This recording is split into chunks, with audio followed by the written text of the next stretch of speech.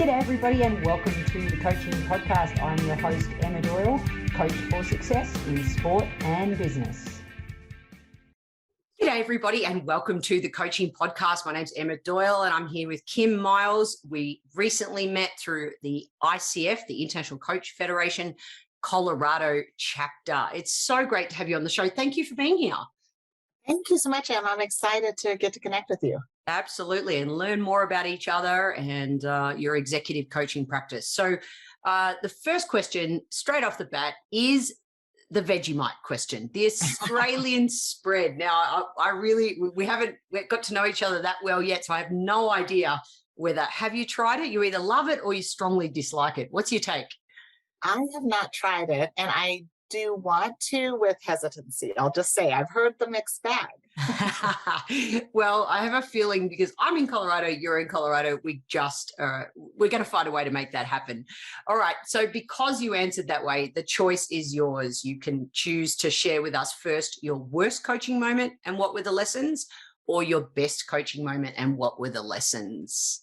Oh, excellent. Thank you. I will choose the best coaching moment, which actually happened recently. And it's just a hallmark moment, in my opinion. But I've got this amazing client who I've been working with for almost a year. He's done a lot of deep work in the past, and we're really in a fantastic coaching rhythm. And in a recent session, he was talking about his upcoming promotion and working toward that. And I asked him, if you were to have someone describe you, how would you want them? What would you want them to say? And he went through the whole process of describing it. And then at the end of the session, I asked what his biggest takeaway was. And he said his biggest takeaway was that he wanted to really be who he is all the time. Mm. And it was just such a fantastic moment. And what I really learned, and it's something that we all know as coaches, is when you can get to the who a person is, that's where the magic happens. That's the moment that shifts your life most of the time. And I realized how easy it is just to ask a person who they are, who they want to be. What a fantastic coaching question. And the other thing I like in what you said, Kim, is at the end, so often, I don't know if you can relate to this, but when I ask somebody, oh, what was your takeaway? Often it's not what we're thinking in our heads as well. No matter how many times I work with people, I'm like, oh, so what was your takeaway? And I'm thinking, oh, it was definitely that, because, that's where the biggest aha moment was. And they say something completely different that is so awesome. And then I learn so much more about them through what their takeaway was. That's great. Could you do the flip side as well for us? Would you mind sharing a coaching moment that didn't go so well? Yeah, I would say, and I have many of them, unfortunately, but I really feel like the worst coaching moments for me are when I pick up on something, I have an intuitive sense about something, and for whatever reason, I step over it. Sometimes there's a valid reason. They're in a moment, they're in a focus, they say what they want to get out of the session and why. And, again, my worst coaching moments are when I pick up on something that's that deeper level thing and don't give them the option to address that, as opposed to the deeper level question of what they said they wanted to get out of the session. Another great insight for us all to be very mindful of. Thank you. The next question is the sliding doors questions. Yeah, and I do believe that there are just so many moments, sliding door moments like that. The one that is most significant as it relates to coaching is that I went to a networking event, and it was an ATD networking event. And I networked, I met people, and I happened to meet this woman who I connected with.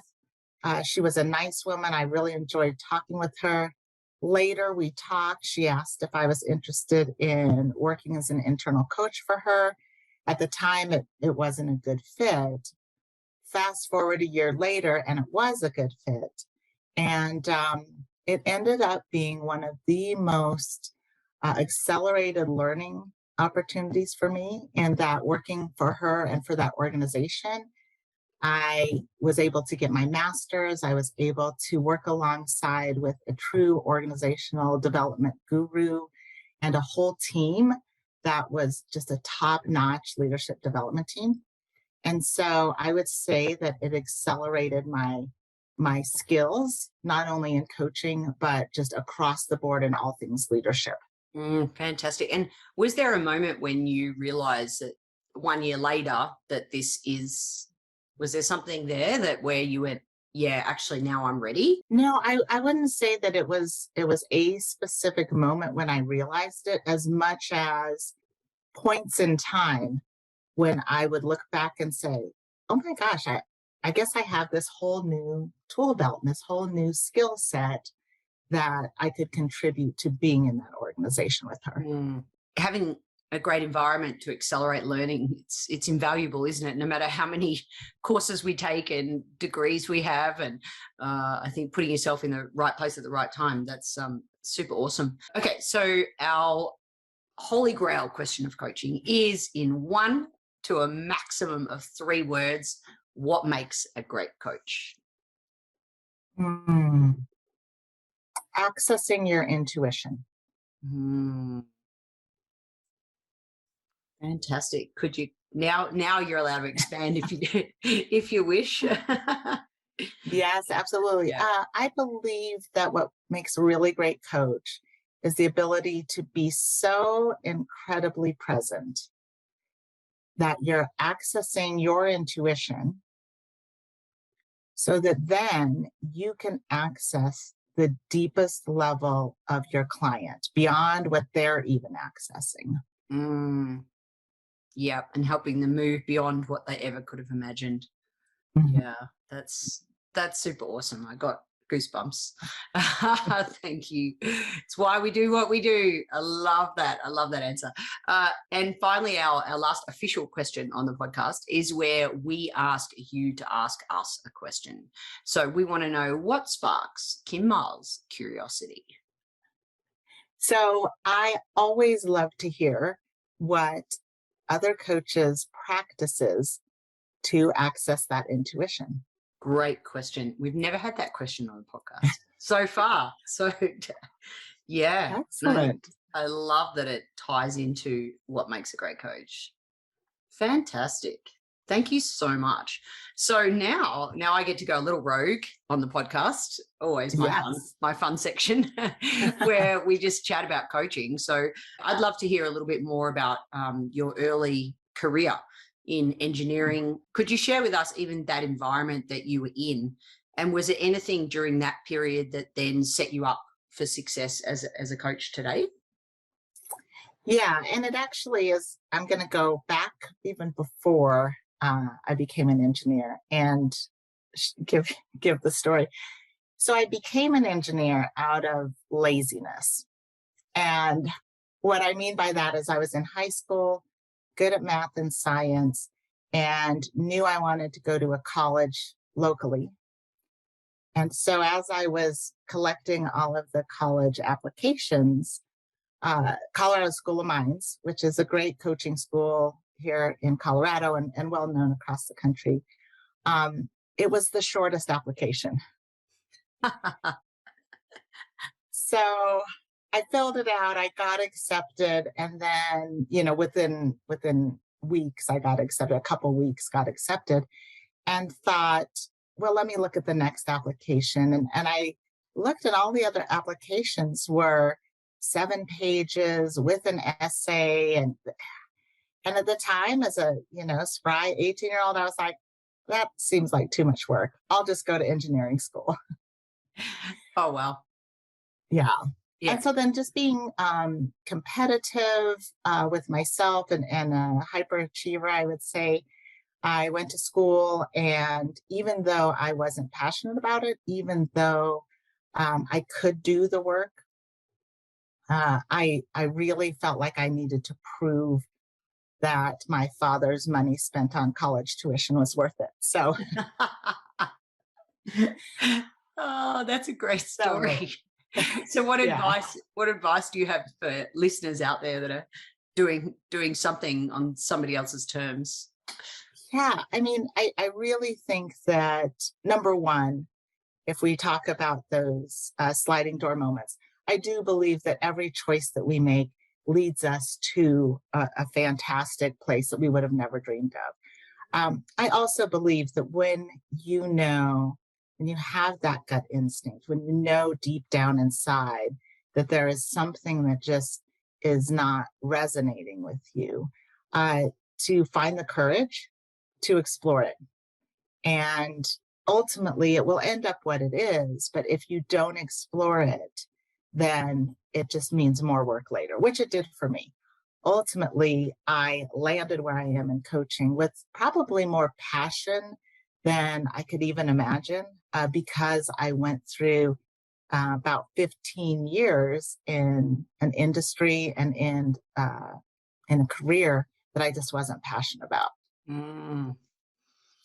So important. This theme of, I definitely know what the through line of this episode is about accessing our intuition, because so often we feel that in the gut, don't we, that something's not right, or yet we still don't listen to that inner voice. How do you help your clients listen to their inner voice?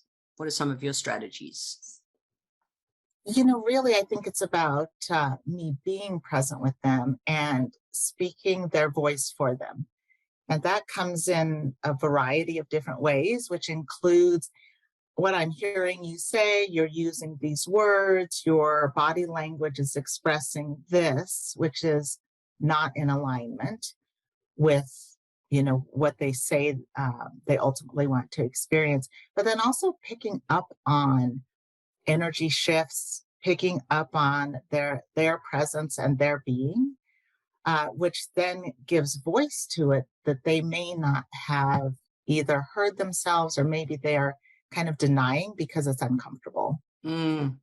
And I love that. That's a great little tip for coaches, just even a reminder to what I'm hearing is, and just reflecting back the words that they use. And then it's so many times too, I didn't say that, especially in the elite sporting world. Oh, that actually didn't happen. And yet it so did. Right. And, it's amazing, isn't it? Playing another great coaching tool, choosing to play above the line or below the line.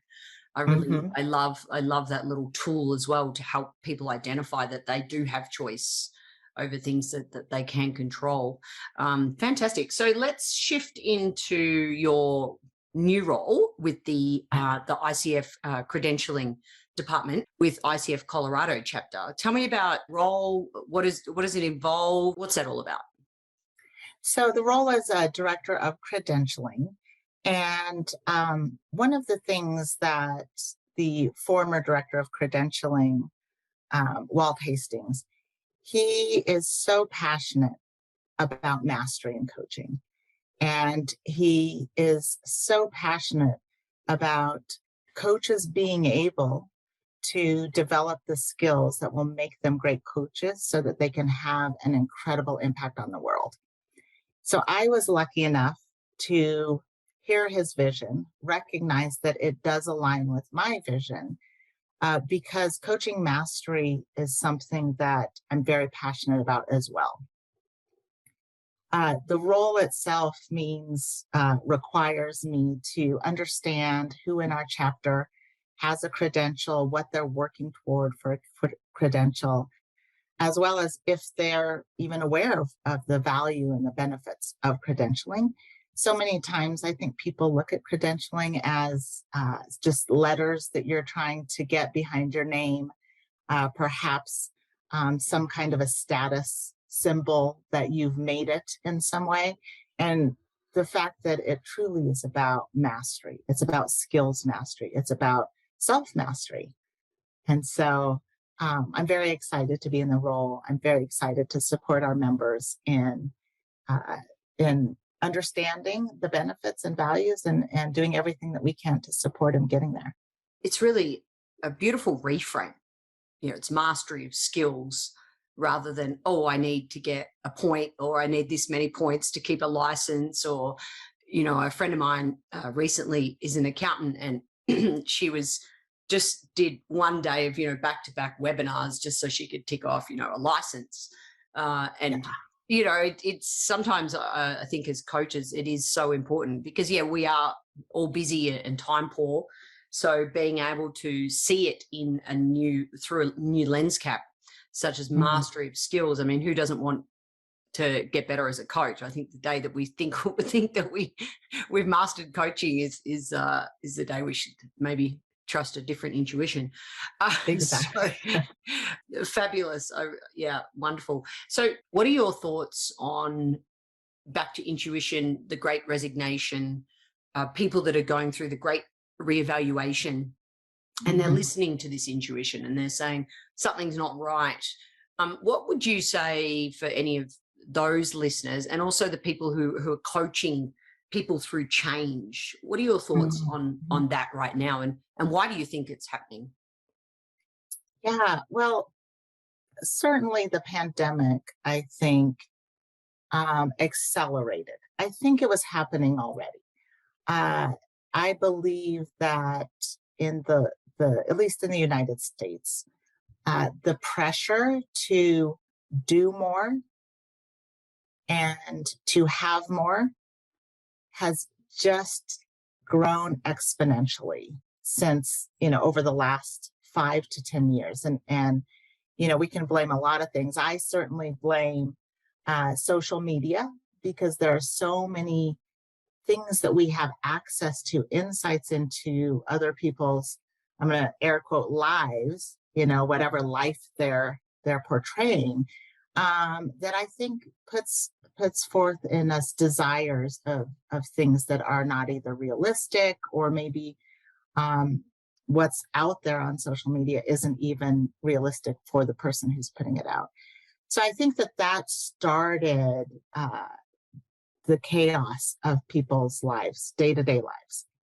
And I think that, like with everything, there's the tipping point. And I thought that we were approaching the tipping point. I actually have thought we were hoping that we were approaching the tipping point for several years, because I thought working even in a large corporation, there's only so much you can do in the time afforded. And there was always more pressure. There's always do one more. And in that corporation, that was their, the thing that they touted is they were like, we're all about one more. And I thought, that's unrealistic. But the pandemic, I think, forced all people across the world to look at how they're spending their life, they're spending their time day to day. And when we were locked in, we had to look around and ask ourselves, are we getting what we're putting in? So I think that's what's happened and what has accelerated that. To your question of how do you help people navigate that and address the change, I think it's a lot of what we've already talked about in terms of holding that mirror up and letting them see for themselves exactly what they're experiencing, and allowing them the space to make a judgment on if that's acceptable or not. And make that judgment in a safe space, in a space where they can say something like, I thought I wanted to be a senior vice president, and now I'm looking at being a senior vice president, and it is not who I want to be. And they can't say that in their normal world. Sometimes they can't even say that to their spouses because of pride and ego, and maybe even just the fact that that they are the major breadwinner, and the thought of saying, I don't want this job that has afforded so many things could be devastating to a marriage or to a home or whatever. So I think that coaches offer that space. I think that we offer the ability for people to truly be who they are in that hour or however long that we're with them. And it's a welcomed relief among the chaos that many of us just live day to day. Yeah, again, the mirror, isn't it? It's this concept of self-reflection and thinking about the vision of who we want to be to help us to get to where we need to go, I think is a great coaching skill. Mm-hmm. What's the one skill that you think that coaches struggle to master? Well, I know the one that I struggled early on, and I would say that keeps rearing its ugly head once in a while, is the desire to be helpful and or an expert in the space.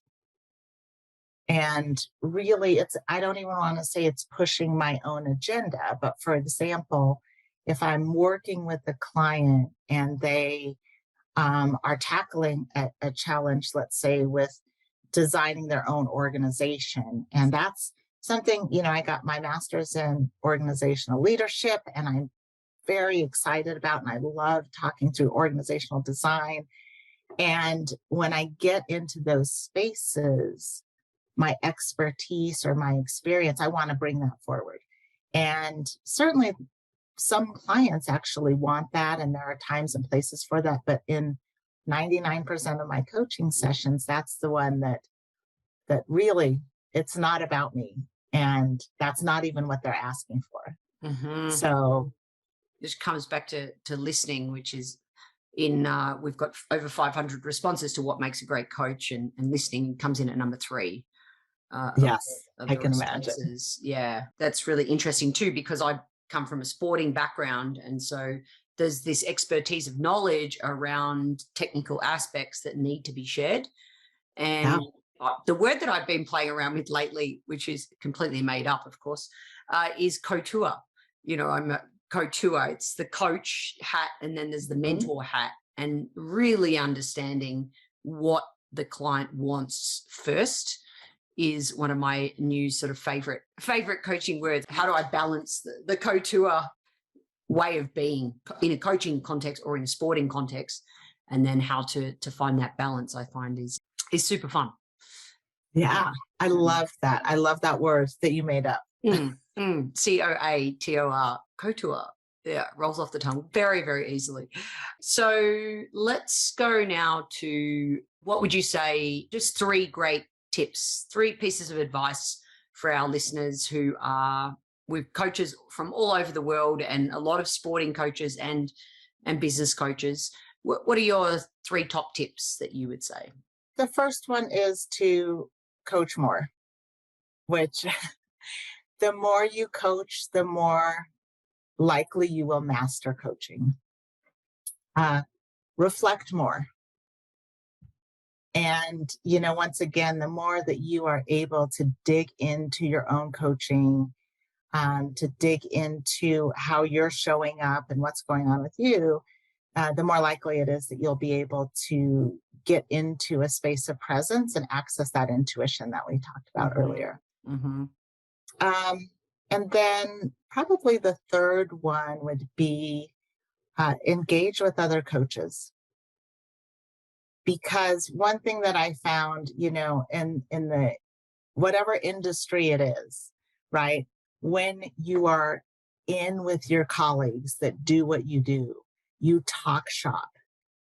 And it is the place in which you can be challenged, and where you can get new ideas, and where you can feel more like yourself than you do anywhere else. And so for coaches, that's one thing that I certainly have found, and especially with the ICF Colorado chapter, we all want to have that conversation. We want to coach. We want to be coached. We want to be in coaching. And so when you're in the community of like-minded people, you can really be who you want to be. That's fabulous. I really resonate with that. It's why that you're on the podcast. Just a reach out on LinkedIn, post a meeting we had last week. And it's certainly the reason that we can always pick up on something. And that's why I love the coaching podcast as a platform to be able to do that. And I think also when we feel challenged, it's a great reminder of just little bits of feedback that we need to work on within ourselves, isn't it? So anyone can benefit from that. That's awesome. And finally, I'll finish with my last question, which is, what are you thinking deeply about at the moment that maybe other people think, oh, that's a little crazy, or as it relates to coaching, of course? Yeah. So I would say that what's really on my mind for this year, and I am extremely open to it, and this is where it feels a little crazy, that I am really in a space about collaboration. And I don't know what that looks like, and especially with coaching. In the past, a lot of the collaboration that I've participated in is collaborating, for instance, to provide a mentor coaching service, collaborating to provide some kind of a program. But I'm really just in a very deep level feeling like there's something a little bit more expansive that's happening. And so I'm exploring it, seeing what that collaboration looks like. And I don't even know that it's about business, that it's about coaching as a business.